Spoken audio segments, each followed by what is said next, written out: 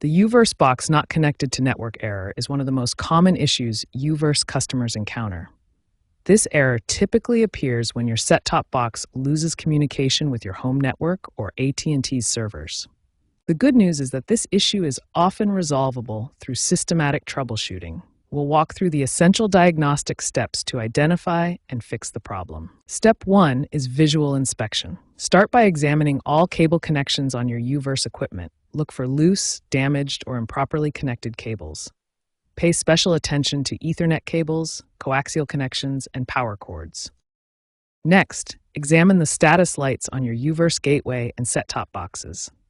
The power light should be solid green, indicating the device is receiving power. Ethernet and Wi-Fi lights should also be solid green when functioning properly. A red or blinking network light typically indicates the connectivity issue. Now access your U-verse menu system. Using your remote, navigate to Settings, then select Network. This will display your current network configuration, including IP address assignment and gateway connectivity status. Finally, determine your connection type.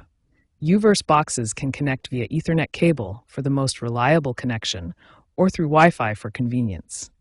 Identifying your connection type is crucial because troubleshooting steps differ between wired and wireless connections. These diagnostic steps will help you identify the root cause of your U-verse connectivity issue.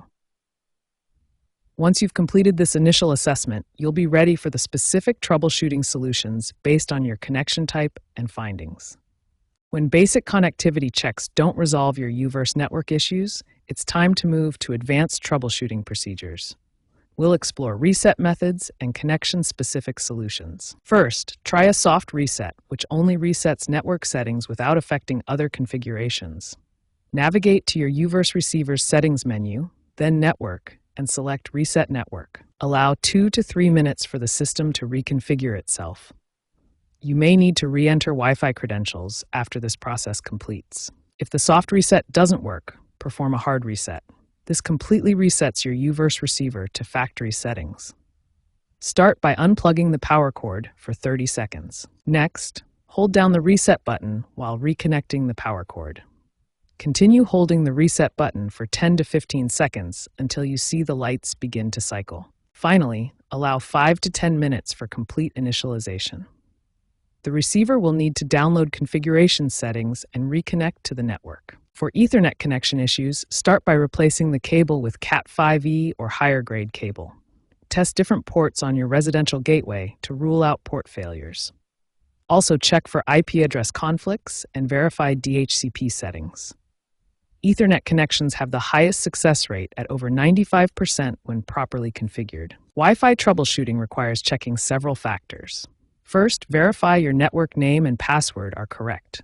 Then check signal strength. You need at least -70 dBms for reliable connectivity. Switch Wi-Fi channels to avoid interference from neighboring networks. Use the 5 GHz band when available, as it typically has less congestion than 2.4 GHz. If all previous steps fail, reset your residential gateway as a last resort. Locate the reset button on your gateway and press and hold it for 10 seconds. Wait for the complete reboot cycle, which takes 3 to 5 minutes. Remember, this will erase all your network settings, so you'll need to reconfigure everything, including Wi-Fi passwords and port forwarding rules.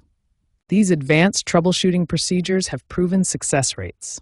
Soft resets work 65% of the time, while hard resets succeed 85% of the time.